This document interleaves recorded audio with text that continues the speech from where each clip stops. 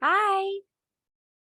Hello. Hi. Thank you so much for coming here and talking to us about your experiences. And I guess just in case you didn't know, usually this is our third season, but usually this is a heroes podcast where I interview heroes about the mysteries of the universe, which I think isn't that much different than season 3, which is where I interview you guys. So I'm just, it's I think a little more focused on sort of like how what your story is from the beginning, sort of how it led you I think to find either CERO or hypnotherapy. And yeah, I guess I think that these are the most important stories in the world, and I've always been compelled to help people share them. I'm not totally sure why, but Yvonne is like a second mom to me, and I just want to do anything I can to help. So yeah, how are you? Would you like to say who you are? Let's see. So my name is Lucinda. Um, I call myself an experiencer. Okay. Um, I guess let's see. Oh, where should we start? You're right. I agree with you that I think that this is like an extremely important topic. This is one of those last kind of areas. We're like in the Wild West. It's one of these last pocket areas where, number one, it's still absolutely okay in every level of society to shame and ridicule and make Yeah. fun of people who have encountered or witnessed or been part of, whether they want to or not, Yeah. um, really strange experiences and phenomenon. Unexplainable in our waking paradigm, if you Yeah. will. Yeah. And no one knows what to do with it, so they just make fun of it. Right. No one knows where to put it, and so they have to like laugh it off or laugh it away because no one knows how to really deal with it. Um, but it's true. It's one of those last areas where, everyone from the most, it's funny. There was something I think on like one of the late night shows that's, it's so for as kind of progressive as we want to be, we want to feel like we're being inclusive and we're learning new things in this society today of how to be better humans and better people in our communities, right? For those Yeah. who choose to go that route. Yes. Um, you know, it's an invitation. We're in the middle of a lot of invitations right now.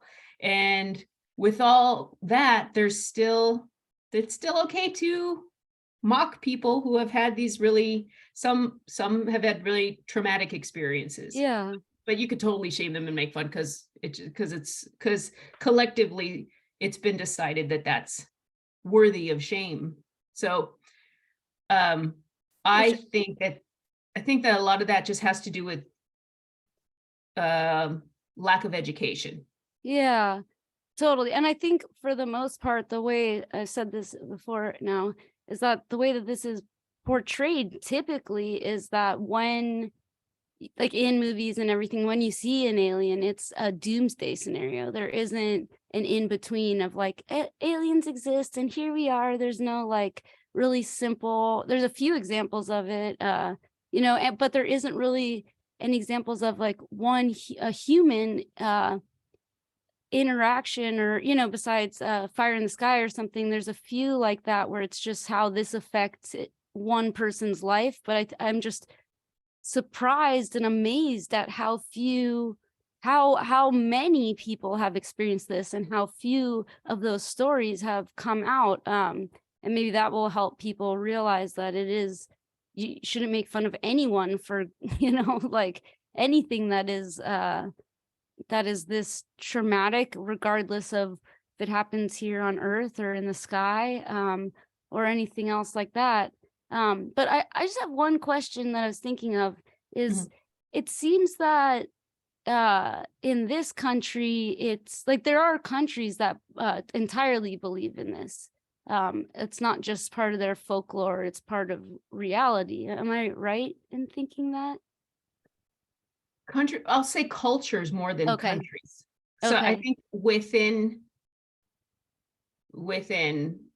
global societies, there are cultures where this is kind of the norm. If you think of a lot of, especially a lot of indigenous cultures, Yeah. it's part of their creation stories, the Yeah. star people and coming down from stars, kachinas, and just like, everywhere you have kind of this experience, to the point where it was so accepted that it's not a big deal. Like, it's not even worthy of discussion, depending on who you talk to. It's only kind of I'll say this kind of new paradigm, dare I say, kind of patriarchy societies Yeah. that are kind of like, this is how it's going to be, and don't ask questions, Right. and just follow along, right? So there's that, and I think that's kind of where we are, hence the divide in our country and in our society right now, where there's such push and pull, because people are now asking questions and kind of speaking up for ourselves. There's a lot more self-advocacy Yeah. on both sides, right? Yeah. So you can take basically any kind of issue we have in society today, and you're going to find this. The other thing is, like, when you got me thinking about something. When you mention, like, in film, for example, okay, so like the phenomenon seen in the lens of film, it's always like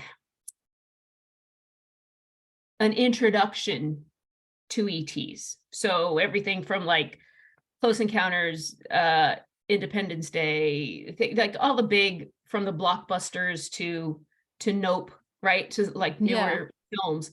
Like, it's always like, I didn't know it was here, and now I know it's here. And this is the story of me coming to that Right. realization. What we never see, and what I think is the true reality, is that it's always been here. And we've been walking among it and living it. In my exploration of my own personal experiences, which we Yeah. can talk about in a minute, but what I have come to realize is that there is a whole other aspect to nature. Like, I Right. always assumed, and I think most people assume, that there's nothing more to learn about nature. Like, we've kind of cataloged, I mean, yeah, you might find a rare insect or some maybe a small little animal somewhere, and okay, we found a new species. But for the most part, I think we go along living and assuming that we've taken catalog and note of every other living thing in our world, and that therefore we're kind of like the apex of knowledge when it comes to Yeah. nature. And what I have come to realize and experience my firsthand myself is that, no, there's actually this whole other level of nature and we're not the apex of that. It's bigger. Right. It's Yeah. bigger than Yeah. Is it that. that it's not perceptible to everyone, or is it a interdimensional thing to your belief, or how do you I explain that if you want both. to? Okay. I think it's both. I Okay. think it's both. I have seen how do I say it? Okay, so I have encountered one specifically, but I have kind of encountered entities, I'll just say, because I don't know what it is, but I know that they are their own little solitary beings of, not just from like what people would label an ET perspective, but things in nature, elemental beings, little, what people might call fairy creatures, or Right. I don't know what it is. I know Yeah. I've seen biological beings in nature that I have never, that are humanoid in nature. Um, I don't know what it is. Yeah. That's You know, fair. I I work, so the funny thing is I'm at least a second generation experiencer, Oh, uh, cool. lifetime of woo, but Yeah. also work in aerospace engineering. And so like Oh, there's wow. still this level of like, I need to vet this and I need to Right. understand like, what can I realistically say is this? And then, you know, Yeah. there's what actually happens. I call myself a high strangeness magnet, right? Because Yeah. like, you know how there's just certain people that like, Yeah. you know, if they're there, like, you know, Whitley Strieber's one. Like, if Yeah. you're with Whitley, like, something weird's gonna happen. There are a few of us out there. It's that kind of situation. So Yeah. I have the experience, and then I'm just like, okay, what was that, right? And Yeah. then my mind goes reeling because I'm trying to process whatever that was. Are Um, you, sorry, are you second generation aerospace or? no, Oh, second wow. generation experiencer. Okay. Okay. But So you went into aerospace on your own. yeah, before, Interesting. and I didn't go into aerospace. I fell into aerospace, Okay. which is pretty interesting. I was pre-vet in college and running out of money, and got a quick job. Like someone said, um, the secretary of the software engineering department is inundated with like 200 plus software engineers, and she needs an assistant, and she needs an assistant like quickly. I can start you next week. And I was at the point where like, I'm, you know, I was living in my little tiny studio in Echo Park, and I'm trying to put myself through college, and I have my little job, and it's not doing, and I was just like, I need more. I can't do it all this, you know. And so Yeah. that's how I took the job. Um, and then from there just fell into it, you know, and ended up being my career. I did a couple of other things. I worked in Hollywood for a little while as an animal trainer. Oh, cool. Um, and then had some Me Too issues that I'm I was just like, sorry. oh hell no, like I like corporate America. It's got actual rules where to keep people safe and in place, Yeah. I'm which I sorry. wasn't. It doesn't happen in the, you know, in the 90s, 2000s when you were in that industry. Yeah. So yeah. I'm Um, sorry. no, I was that was fine. I was just crazy stories, I tell you. Anyway, that's how I found myself in that pocket, which was wonderful because I was surrounded by a bunch of really, really smart people doing really big things. And they took me in like a little sister, you know. I was just like this wide-eyed kid going, hey guys, how does a computer work? And they would be Yeah. like, oh, okay, come in, sit down. And they would have like the whiteboard with all the little expo markers and be like, okay, here's your CPU. And they would like just like break things down for me. And so that was, gosh, 20 plus years ago. And, you know, from there, it was like, well, I don't want to be a secretary anymore. You know, back then you said secretary, you didn't say administrative, you know, assistant. And I was like, huh, how do I get out of this? And they'd be like, okay, here's what you can do. Like that, you know, that you don't need the specific degree and we'll teach you the job. And so everything I learned in aerospace, I learned from the ground up, literally just Wow. apprenticing, right? Um, and so that's kind of always been my approach to everything. Okay. That's really Um, interesting. Later, I mean, I started that career in my 20s. Um, it wasn't until my late 30s that the the woo stuff started, as we Okay. should say. Because, Yeah. you know, when you're a lifetime experiencer, um, you think that everybody has that and they just don't talk about it, you know? Right. And it takes a long time, I guess, before you, so it takes like a certain, everyone probably has this moment where they're just like, oh wait, that doesn't happen to you, like you can't, what, like, there's this like Yeah. moment of realization, like, and so it wasn't until I was 38 that I found out that I was medium, and that the voices I hear aren't, this thing, I'm not just making it up. Like, Yeah. Yeah. oh, No. if you share that, what you're hearing, like that actually resonates with people, like that's a real thing, right? Yeah. Before I had never really thought about it. So upon realizing this, I thought, okay, so I don't want to be the lady that just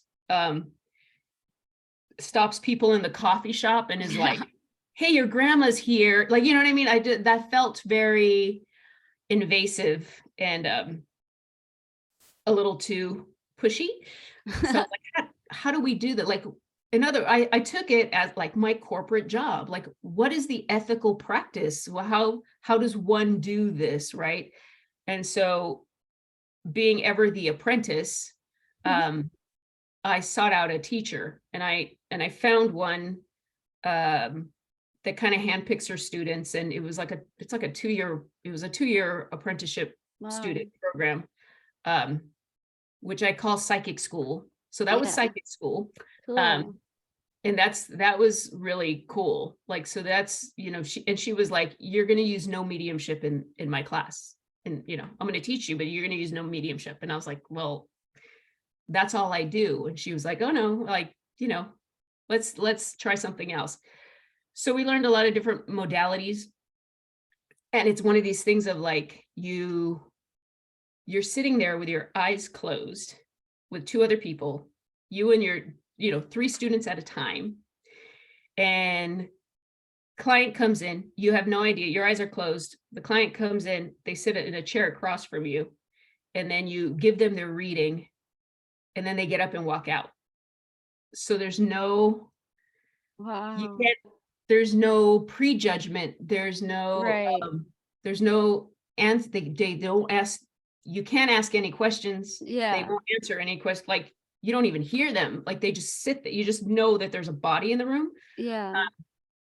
and you do your thing. And I'm sorry, in those experiences, did you like talk to their guides or communicate with their guides, or what was it's happening there? it's your higher self Okay. connecting with their higher self. Okay.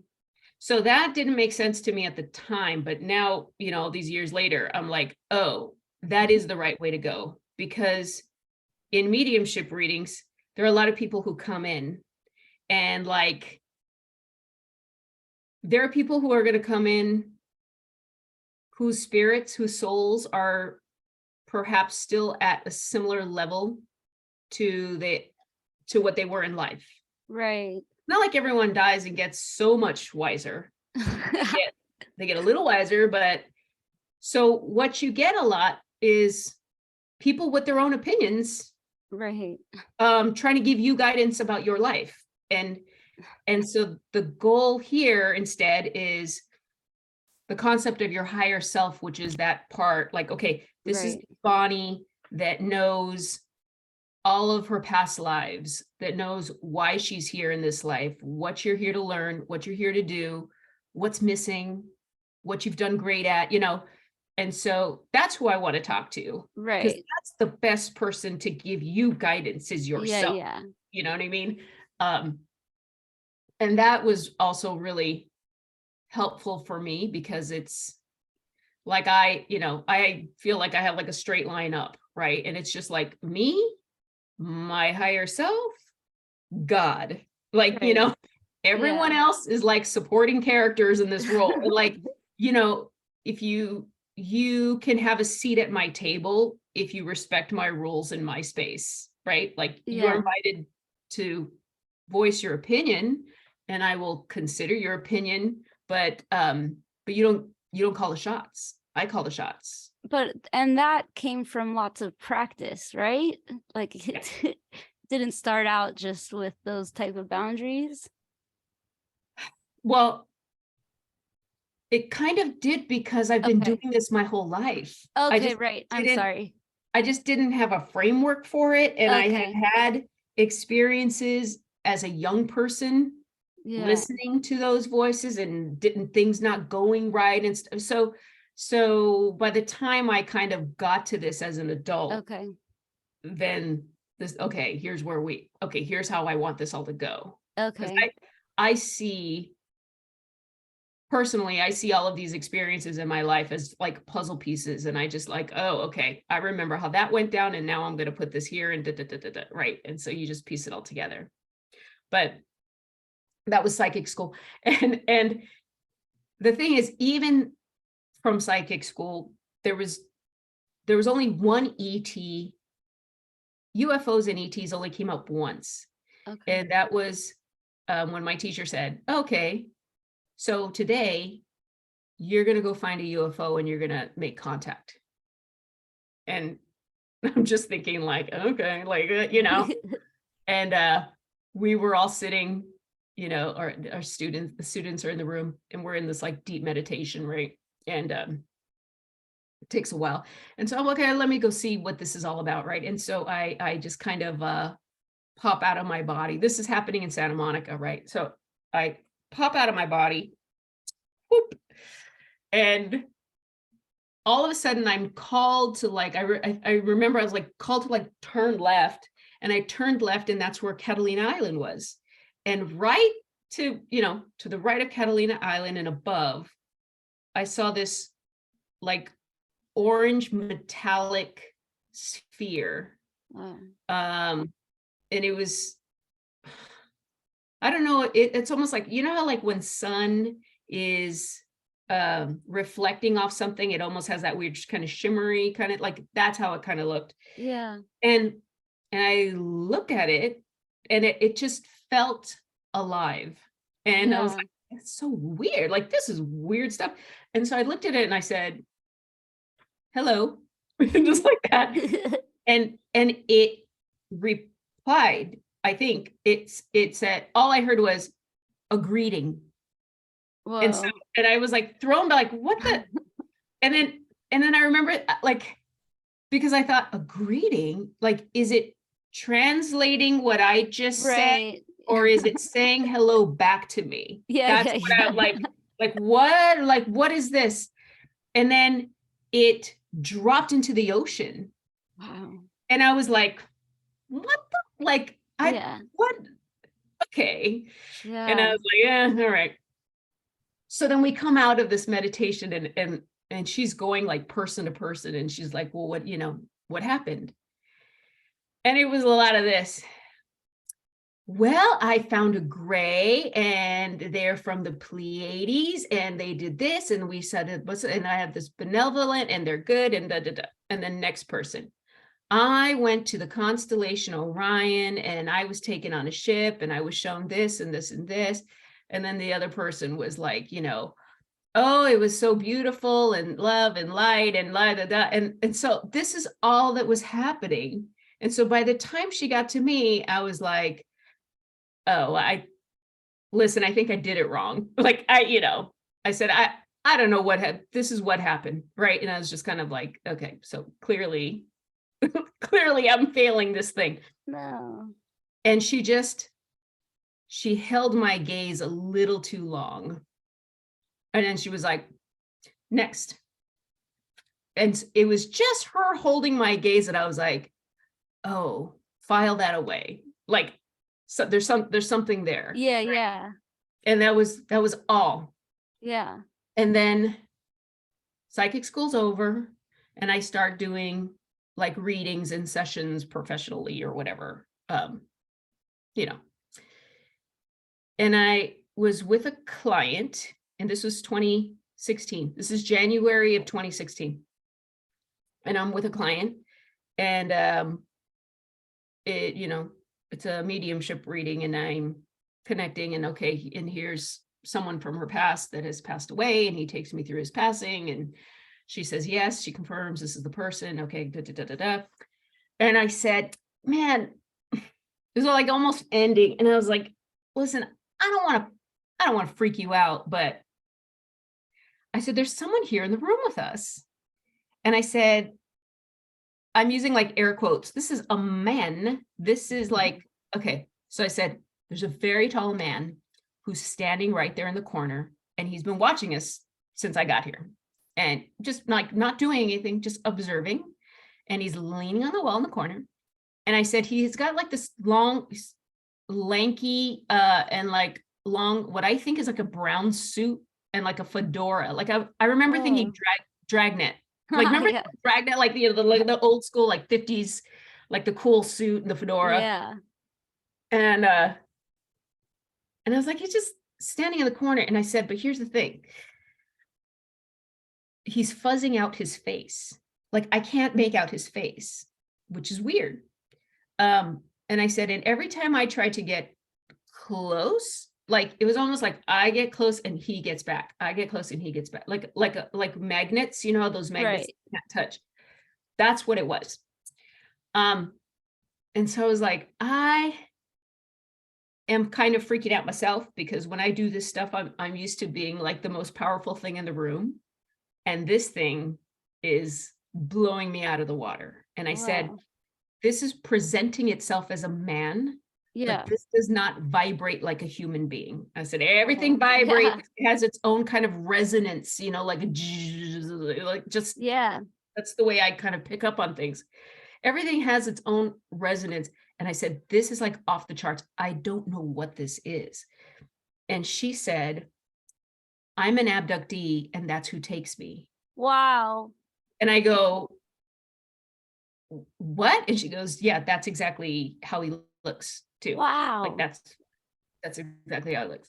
And, so weird. And I'm like, I was like, dude, what, like aliens? Like I was just like this was totally out of my, aside from, you know, Dad's abduction story in 1986, which we, you know, I always knew about, but I'm like, what are you talking about? And she said the whole thing, you know, ever since I was a teenager, comes, takes me on a ship. She doesn't have a period for 5 or 6 months, comes back, takes her. They take something out of her, take a baby out of her. And then she comes back and she wakes up and she's having a period, you know, she's bleeding, just like, and that shifted. Yeah. Because all of a sudden, the weird thing that happened is like, so that was January of 2016. The months leading up to that, the September before, September 2015, I was blow drying my hair. And all of a sudden I heard a voice. Like I get guidance from whatever it talks to me. Okay. Like through sounds or anything? Yes. Okay. I guess my dominant sense is clairaudience. Okay. So I hear very clearly. So I'm blow drying my hair and I heard shaman. And I was like, oh, like I turned off the blow dryer and I put it on the counter and I put my hands up like, no. There's a lot of like cultural appropriation. And yes, I'm just because I have indigenous blood doesn't mean I know, like we are far removed from the days of the res. Like, I like we cannot. And I was just like, that's so like, and I hate all that new agey stuff, to be honest. Like, you know what I mean? I just like I didn't want to go there because I didn't know anything about it. And as the months progressed, October, it was again, shaman. I just kept hearing shaman. It's like, what the hell? Like, what do you want? Like, what is this? Yeah. And then finally in December, it was, you need a shaman. Oh, wow. It changed to, you need a shaman. Okay. And I was like, I don't know any shaman. Like I met one in Sedona and I was like, you mean the guy I met in Sedona? Like, I'm talking to nobody, right? Like, this is how I am. Like, I talk to myself because there's voices talking to me. Like, Yeah. I don't know what you're talking about. Listen, I'm busy. I got kids. Like, what do you think? I'm a suburban mom. Like, I don't have time for Yeah. this. And it was just very clear. And I was like, no, it's a woman. So I just had this thing in my head of woman shaman. Like, no way, right? So on that day with that client now, January 2016, she tells me this thing. There was a little bit more to that story in that I was visited by two little beings that came to my house, to my room. And I was like, yeah, I have strong protections around my house. If something is Right. in my house, it's not going to harm me or my Yeah. family. But they looked really ugly. There was two of them. And so I was just like, yes. And they said, you're going to see client tomorrow. Like, they named the client. And I Yeah. said, yes. Yeah. And they disappeared. I'm like, Okay. okay. She knew she knew what they were. Oh, She wow. like, and so three things happened just in that one session. Right. One, this whole ET thing. Number Yeah. two, those little nature things. And it was of like a nature spirit type thing, Yeah. like a fairy thing. Yeah. And then number three, like out of nowhere, I say to her, I need a shaman. And she goes, oh, I know a really good one and she can help you. And I was like, okay. Yeah. So I don't know what this is, but like, we're going to go for a ride. Like, Yeah, what it's is this? happening. It's happening. Time Yeah. to go with it. Wow, Yes. that's amazing. Um, Yes. that's super cool. And so, okay, so now just really quick is so you had this sort of idea of what existed, what were possibilities, and what were maybe possibilities, potentialities, and then did it like this new knowledge of like ETs, UFOs, that stuff, or getting closer to you, did that change anything, or it just open up everything a little bit? Did it feel that different? Does it vibrate differently? Does it resonate differently? Or is it all just part of the same like mystery? To me, it's part of the same mystery. Okay. Um, up until that time, what I thought I was interacting with was mostly human spirit. Yeah. Um, Having that session with her and then starting to explore my own stuff. Like, once you know it's out there, you go back and you go, whoa, well, wait a minute. What Okay. was that thing? What was that thing? Like, I always played with the little beings in the backyard as a child, in Yeah. my childhood backyard. Okay. And everyone called them my imaginary friends. Of course. Of course. But there were ships in my backyard. Right. I just never made any, like, as a child, you don't make any associations and Right. you don't really talk about it. And if you talk about it, people assume you're making it up or that it's just some Right. thing. And so they they politely dismiss you. Yeah. I think that's why I retain the memory, because I was never told you're not supposed to do that. Right. My older brother thought it was creepy. He was like, don't tell me about that. Yeah. That that kind of stuff. But I was never told that that was wrong. And so Right. the memories were retained. And I'm And sorry. it wasn't, hmm? No, I'm sorry. I'm sorry I interrupted you. Please keep going. Oh, okay. I didn't know if you. So here's the thing.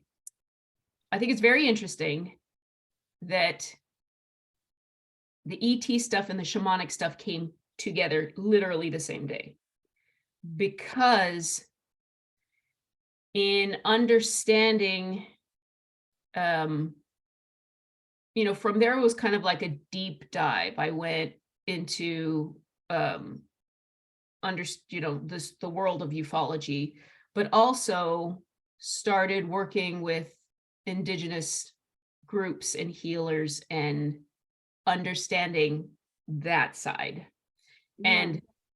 And when you look at it from that perspective, it's more of what I say, like this extension of nature. And it's not anything that needs to be. Whitley has this good analogy that he got from this book. Shoot, I wish I could remember the name. I'll tell you later, and then maybe you can post it. Yeah, if you need. tell me later. He texted it to me. I'll tell you. But it's almost like if you took a mouse and an elephant. The mouse cannot hear nor see the range of an elephant, and an elephant cannot hear nor see the range of a mouse. So you have two creatures, two entities living on this planet, but living within their own capabilities. Yeah. And they don't interact. I think that's what's happening with humans and that which is of that other piece of nature. Right. I think we are starting, for whatever reason. Some people will say the ETs are doing it. Some people, I don't know. Maybe it's just evolution. I don't know what it is. Maybe our planet is becoming so toxic that we are like evolving because our survival depends on it to kind of open up our consciousness in a way that we are more susceptible to pollutants. And by doing that, it's also opening up these intuitive channels for us. But we're starting to understand and see that there's a lot more out there that we thought that we've just never noticed before. And it's always been here.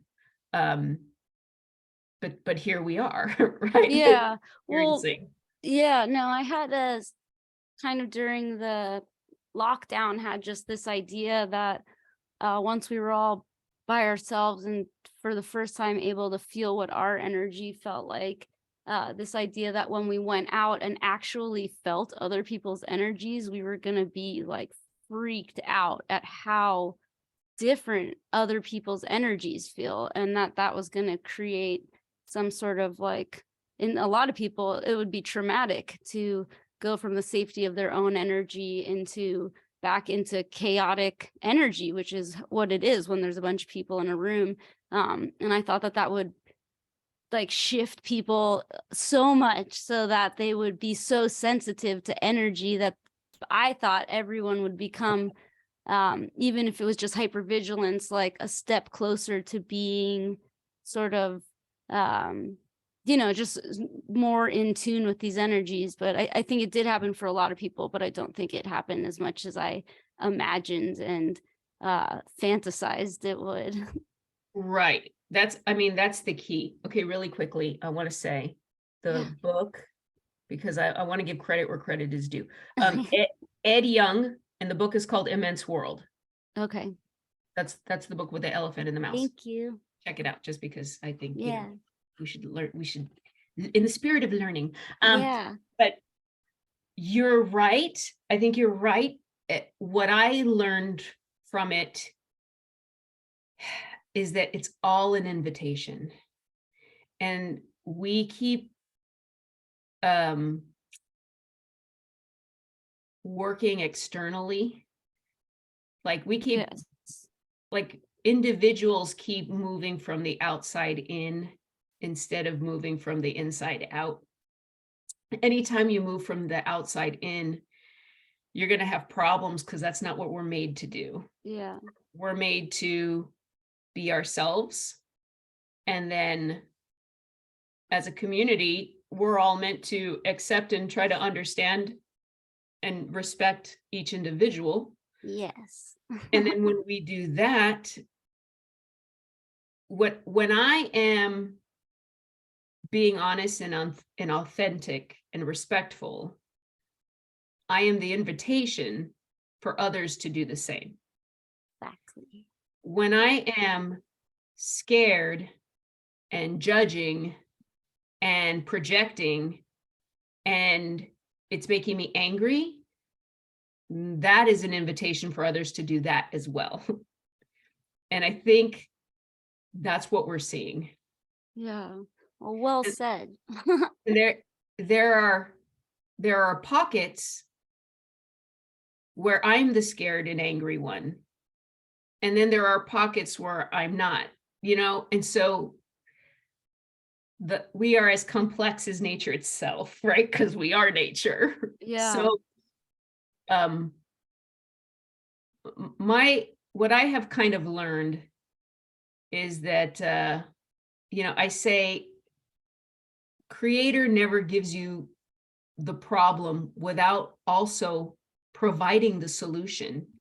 Yeah. It's just like, again, it's like a puzzle. You just got to figure it out. Like you're never going to have the problem without also having the tools to solve and to learn from the problem, right? And to help others learn from the problem. That's why we are communal creatures, right? Because we're meant to like, oh, okay, like in a way, that's when our hive mind works the best. Yeah. Oh, okay, here's a problem myself. And we do this, and we have done this our whole existence. But now as we're coming into this area of intuition Yeah. and the subconscious and like this new paradigm, it's hard to do that because it means self-work. It's not. Yeah, it does, which is that is the most shocking part to me. I had no idea that's what all this stuff meant. Yeah. Let me tell you, I was in for a big shock these last few years. Yeah. Self-work. Whew. Because Yeah. you cannot, everything starts with you and how you decide to see the world. Yeah. Darn it. I mean, Right. yeah, totally. And Yeah. the funny thing is, so what I think is needed the most right now is what we don't have, which is like compassion. Yeah. And understanding, and like this thing of like, yeah, guess what? You're human and you're gonna mess up, and that's okay. We don't, I think there's this backlash, and people are kind of calling it, oh, this cancel culture. It's not a cancel culture if you're really listening to what people are saying. Yeah. People are just saying, I can't have that in my life right now. And then everyone, oh, it's canceled. No, everything is open to negotiation and discussion. Yeah. I'm not saying I'm not willing to have the conversation. What I am saying is I'm not going to let the conversation get me angry or worked up anymore. Like Yeah. angry is over. Like we did that already. Got us nowhere. You know what I mean? It's like, yeah. Yeah, it feels like we're learning a new system or learning how much the old system didn't work. And it's like the pendulum swinging all the way to like cancel culture, but that's just sort of like the beginning of boundary and reality setting is like that wasn't ever okay before. And we have to make a big example of it now because that's not okay, but it has to be extreme. Or the first step has to be extreme, I think. right. The pendulum is going to go a little crazy, and then we're going to balance out, and it's all going to be okay. And that's what I have learned. That's what I have learned from being an experiencer. Yeah. Well, can I ask you, if you don't mind, what brought you into doing hypnotherapy? Or have you done that? Yeah, with Yvonne. Okay. So I adore Yvonne as well. She's a dear friend, and she has become like, what a fun gift to come out of all of this, in those, in 2016 when I started the whole exploration. I had not heard of Yvonne or any of this before, but it was that client that decided to get regressed. Okay. And I was like, what? Like she was saying there's a hypnotherapist that works with abductees and like, I want to go see her, blah, blah, blah. And I'm like, that's a thing. And then I thought the first thing I thought was, what is in that room? Right. Like, does this Yvonne Smith lady Yeah. clear that room? Like, does Right. she know, like, is she intuitive? Like, does she know that a Yeah. lot of people are going to be bringing stuff into that room? And so the client asked if I would go with her. So that's how I met Yvonne. Wow. And things came up in that room. And so that happened. And then I was like, okay, Yvonne, I think it's my turn, because I needed to figure out some of these experiences that I had that, you know, was that real? Was that like, what was that? You know, my father had Whitley Strieber's almost exact experience. Okay. He had it in, I think it was like, he had it in 1986 and Communion came out in 87. Okay. It was almost, we're guessing somewhere around within like 3 months of Whitley having his, my dad would had his. Okay. So there was always that in our family of like dad's So abduction. interesting. Yeah, Yeah. like dad's abduction thing. This was kind of strange and like just so, it's so bonkers if you've never heard of it, you know? Yeah. So that was always in the back. And then I had my own strange experiences. And I was like, what is that? Yeah. And so the way I describe my session with Yvonne was like, I felt like I was in a movie theater, right? And like I'm sitting in an empty movie theater, and I'm sitting in the middle, and I'm watching the screen, and on the screen is me and Yvonne in her room, you know, and like, Wow. and I'm like laying on the couch, and I'm watching her ask me questions, and I'm listening to my answers, but I'm like that. Like I felt that detached from the situation to Yeah. where I was saying things, and Lucinda sitting in the movie theater was going, wait, what? Like I'm like talking to the movie. Like I am, you know, like Yeah. when Yeah. did that happen? Or what? Why'd you say that? Or what about like, you know what I Yeah. mean? I'm just like surprised at what's coming out, you know? Yeah. And it's the strange kind of like stream of consciousness thing. There's also it was interesting when you go under that level of hypnosis, it's almost like a deep meditation. Oh, wow. So for me, it felt like it was hard to describe what was happening because I was just like going deep. Like I was just like in it and feeling it. And like I was experiencing it, which is what she tells you to do. And you know, Right. and so I was, but it's so deep, right? Like you don't intend, I don't know, you don't intend to do it, and just, Yeah. and there have been so many great people that I have met being part of the group. Yeah. Different, you know, very different backgrounds, different experience. It has taught me, it's taught me a lot about the phenomenon, about different people, about how different people, how they experience their trauma and how it, Yeah. like their relationship to these either traumatic experiences or just the oddness of it all. I think Yeah. that's the thing that's I think is so hard for, if you are not somebody that any of this has happened to, the absurdity of it all is so hard it's hard for me to understand, you know? And Yeah. like I've had some really crazy, weird things happen to me. And yet sometimes I'm sitting in that room and someone's telling me a weird thing that's happened. And I'm just like, I can't buy it. I'm out. Like I can't, it doesn't resonate with me. Like it's so strange. Yeah.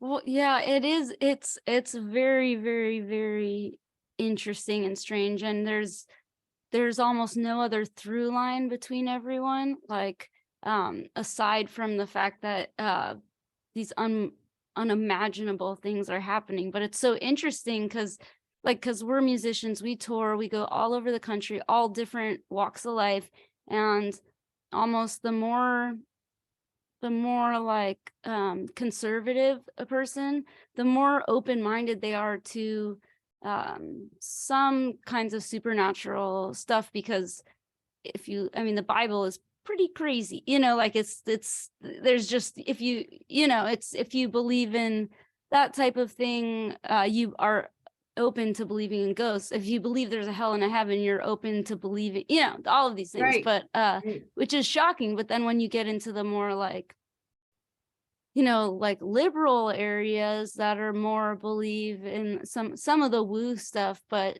not, it's just not what you guys are talking about. And it's nowhere else really. And I guess I just am, really so happy that there's a place for you guys to, despite all of your different backgrounds, come together and talk about this stuff without, especially in the last few years when it's like, most families couldn't even speak.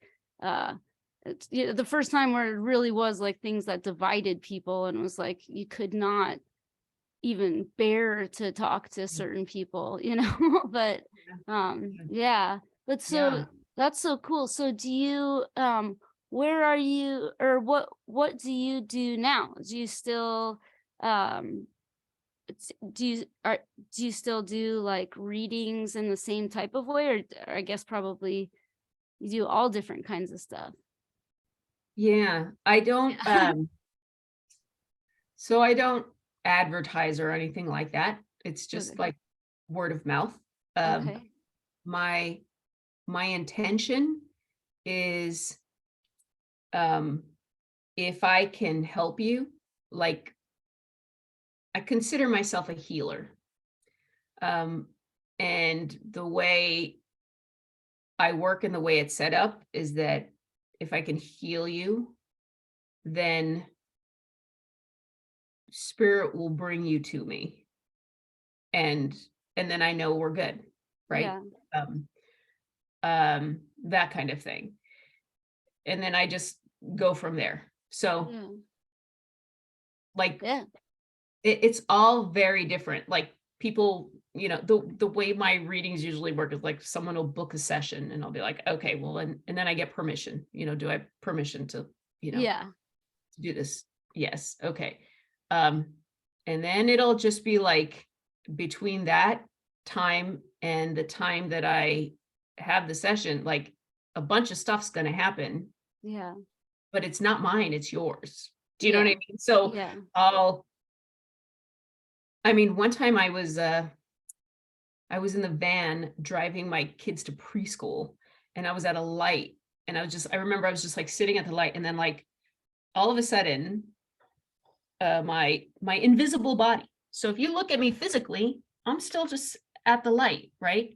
Yeah. But what's happening to me is that there's a, a ghost of myself Yeah.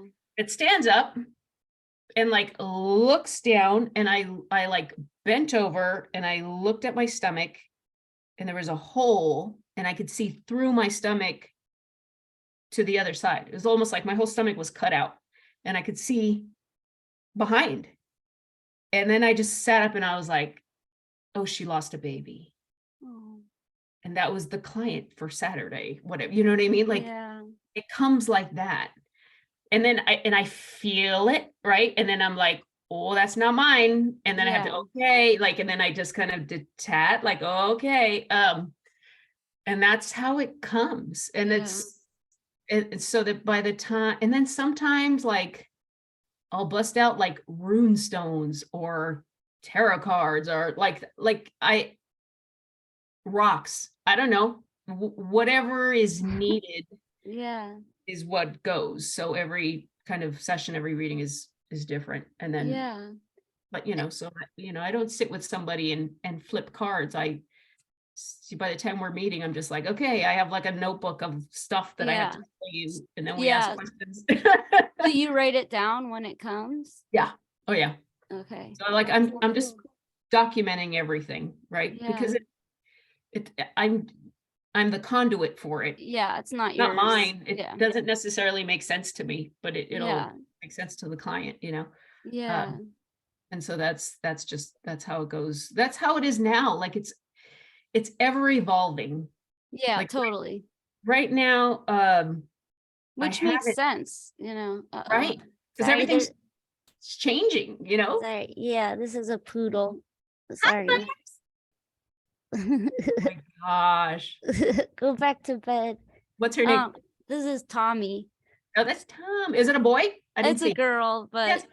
Oh, Tommy. Tommy, can you hear me? Okay. And I don't know, you cannot, oh, I'll put her down. If you don't That's okay. She feel, wants to see. Hi, Tommy. hi, say hi.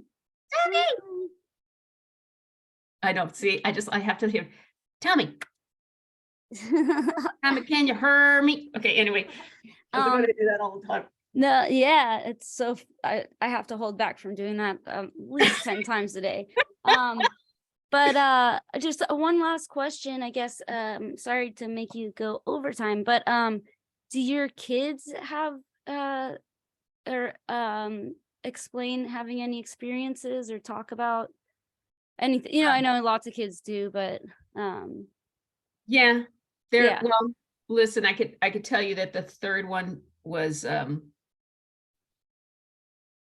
born after a vasectomy, and all tests showed there was no way that I could conceive. And I conceived a week after going to Sedona and declaring to the universe, just give me what you got. Wow. Okay. And that was the trip. I mean, that was the trip where I just kind of had that ceremony. Yeah. Declared to the universe, I'm tired of being afraid. Give me what you got. Wow. And on that, you know, and 2 days later, I found out I was a medium, which started this whole journey. Oh my God. Started that journey into psychic school, whatever, blah, blah, blah. But also, you know, that week I got pregnant and I wasn't supposed to. So that's child number 3. Wow. Yeah. So Congratulations. yeah, child number 3 is 10 now. So I have 10, 13, and 15. Oh my goodness. Yeah. Are they all boys? All boys. Wow. Yeah, man, my house is loud. Oh my goodness. I can't imagine. I hang out with my 2 nephews. I think they're 10 and 13. Oh no. Yeah. 7 and 13. 9 and 13, something That's like still that. like the loud level is still that. Yeah, you're right there. Yeah. They're so funny. But yeah, well, I guess, is there anything you would like to share? Any message you would like to leave? Leave your message after the beep. Anything you'd like to end with? What do we want the world to know? Here's what I want the world to know is just stop yourself if you're judging it, and just try to keep an open mind and try to understand that there are no bad people. There are good people that make bad choices, right? This is what I tell my kids. Yeah. There are no bad kids. All these little kids that are bullies or whatever, these aren't bad kids. These are good kids that are products of their environment and their situation. And it means sometimes you mess up and make bad choices, right? And that, I think, is just what I want everyone to work on. Yeah, that's good. We're all gonna mess up, and treat everybody like they're worthy of your consideration, including experiencers and people that have crazy stories. Especially them. Yeah, well, because we don't know what it is and we don't know where to put it either. Yeah. Right. And so it'd be nice to bounce ideas off people who, who are critical, because I think it's healthy, but do it respectfully, Yeah, no, totally. Healthy but respectful.